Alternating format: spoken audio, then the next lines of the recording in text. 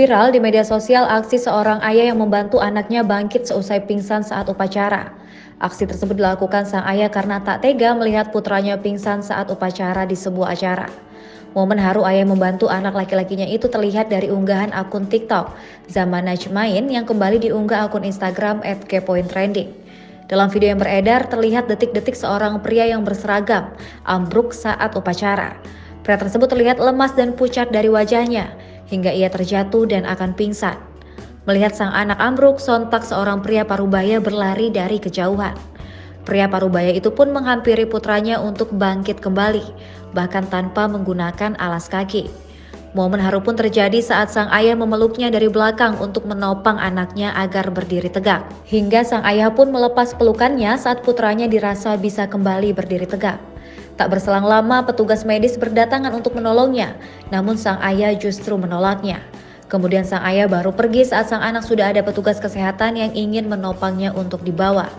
Sontak momen tersebut menyita perhatian publik dan membuat haru karena melihat aksi tersebut.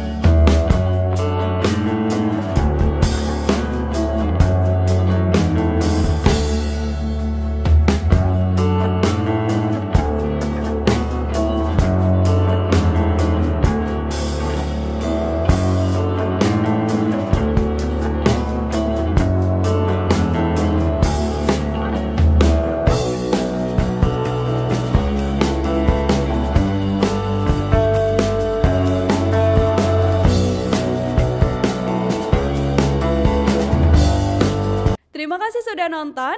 Jangan lupa like, subscribe, dan share ya.